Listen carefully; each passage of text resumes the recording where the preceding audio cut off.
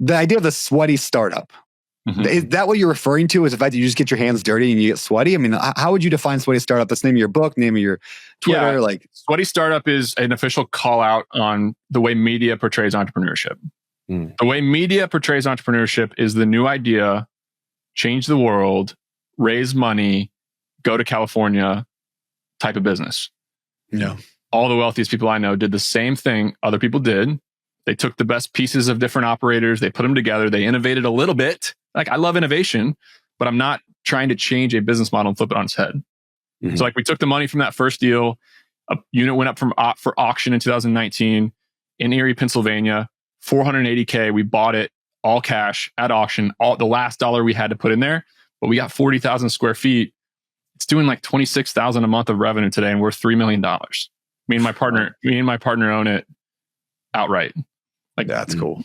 So you got to have the guts, but yeah, the sweaty startup is like, forget the flashy, sexy, fun things and just do what other people are doing that's making money and innovate in little ways, become a better operator. Like, new ideas are bullshit. Like, execution is what separates the men from the boys.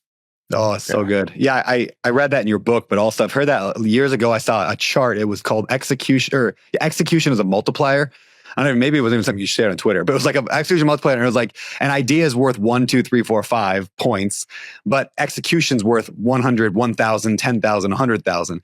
You know, it's like, it's such a multiplier effect where like people are so concerned. I mean, how many times has this happened to you guys? I'm sure it happens to me all the time where people are like, I got a really good idea for a business. I'm not going to tell you what it is. I don't want you stealing my idea.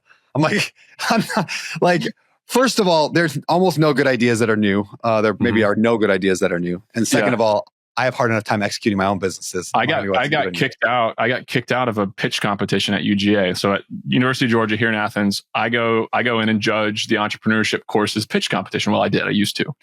I get in there. I'm one of the panelists, right? It's a bunch of like corporate people and startup people and venture capital people, and then me. These kids are all pitching their ideas, and one person's like, and they're almost all apps or marketplaces or social media things. And this guy's like, I know the recruiting business a little bit. He's like, I'm going to start a recruiting company. But the recruiting company, it's all messed up because the companies actually have to pay 30% of year one salary as the fee. They pay $30,000, $40,000 for a placement. That's bullcrap. I'm going to go create a job board where we're just matching, we're mixing, we're matching. And I'm like, raise my hand. I'm like, you just told me that you did not want to collect $30,000 fee. Like, what's the matter with the business model? Why do you want to flip that business model on its head? Korn Ferry does billions of dollars, hundreds of millions of profit. What's wrong with that? And he's like, oh, well, you got to innovate. You got to change things. And I kept, it didn't go well. Didn't end well. So people who are concerned with, and I've heard this too. I've heard people say like, I wish I was an entrepreneur, but I just don't have any good ideas. You just think that's ridiculous.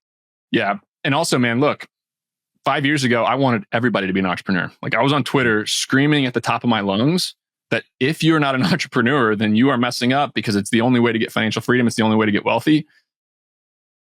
Man, I'm to the point now where I think 60 to 70% of humans are totally incompetent and they have no business starting their own company because this is not easy stuff. It's not easy stuff.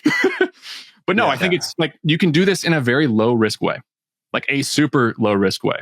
I have the most highly visited website on my, or page on my website is sweatystartup.com/ideas, where there's like 400 sweaty startups, like boring business ideas, like concrete washing, window washing. Like, you just go down the list, find a way to trade your time for money on the side.